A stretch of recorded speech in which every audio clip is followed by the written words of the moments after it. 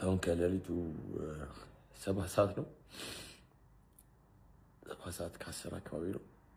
እንቅልፍ መተኛት ስላልቻልኩኝ ነው ይህን ቪዲዮ የምሰራላችሁ።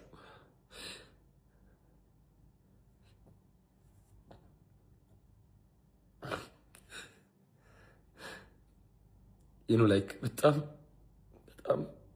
ስትሮንግ ከሚባሉ ሰዎች መካከል አንዱ ነኝ። ማለት በቃ በጣም ጠንካራ፣ በጣም ከሚደክሙ ከሚለፉ ሰዎች መካከል አንዱ ነኝ። በለፈውት ልክ አይደለም እየሄድኩ ያለሁት። አይ ነው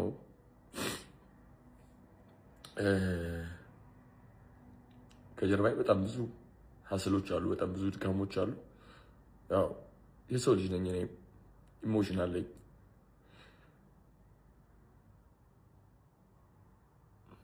ላይክ እነዚህ መናገሩ ላይ አልችልም። የውስጤን አውጥቼ ሉክ እኔ ሁሉ ነገር ያልተናገርኩት ይሄን ሁሉ ነገር ያልተናገርኩት ዝም ያልኩት በቃ ሰዎች እንዲጠሉ ስለማልፈልግ ስለነበረ ነው። ልጁን ችዬ ዝም ያልኩት ማለት ነው። እና በጣም ከባድ ሰው ነው ከምነግራችሁ በላይ ማለት በጣም የሚፈታተን ሰው ነው። በጣም የሚፈታተን ሰው ነው እና ይቅርታ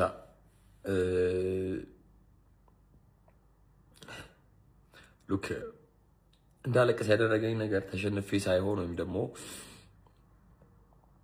እሱ ሳይሆን አንድ ነገር ትዝ ብሎኝ ነበረና እንቅልፍ መተኛት ፈልጌ ላስት ታይም ባህር ዳር በሄድንበት ሰዓት በየሀገሩ እየሄድኩኝ ሐዋሳ ሄጃለሁ፣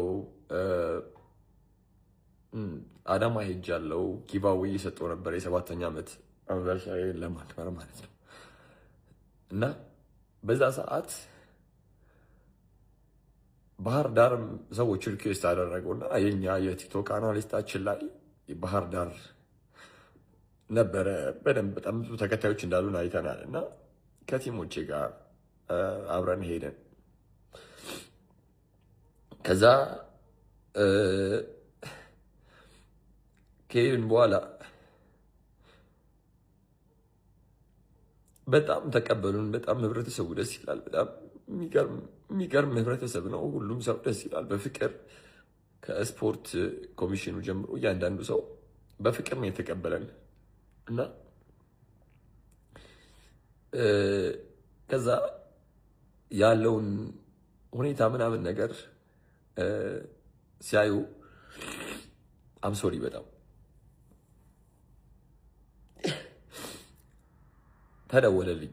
ኦልሞስት ወደ 10 ሰዓት አካባቢ ነው አርፈን ስንነሳ እና ተደወለልኝና እኔ የሄድኩት እኔ ምንም አይነት የፖለቲካ ሚሽን የለኝም። እኔ ምንም ስለማንም ምንም አያገባኝም። እኔ አላቅም።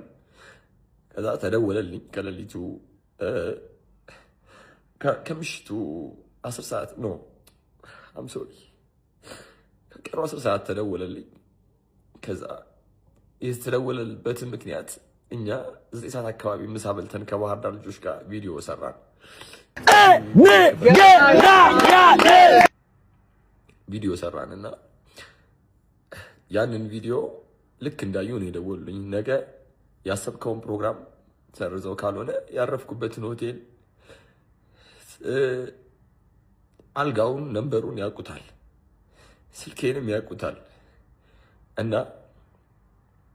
ደወሉልኝና ወይ ፕሮግራምን ሰርዘው ወይም ደግሞ ካልሆነ ደግሞ በህይወት ከዚህ ሀገር አትወጣም ተባልኩኝ።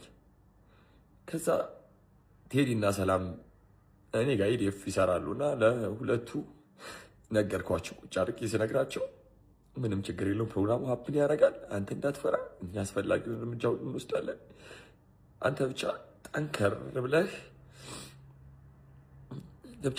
ብለህ ለማለፍ ላይክ ምንም እንዳልተፈጠረ አስበው ምናምን ደው ወሬ ችግር የለውም፣ ታጣቂ እናሰማራለን፣ ጋርድ እንቀጥርልሃለን አሉኝ።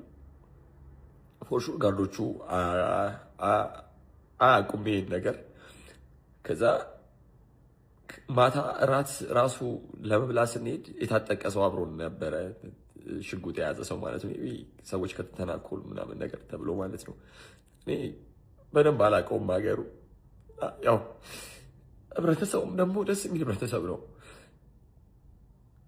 እና ለሀገሩ ያለኝ አመለካከት እንዲቀየር ምናምን ነገር አደረገብኝ።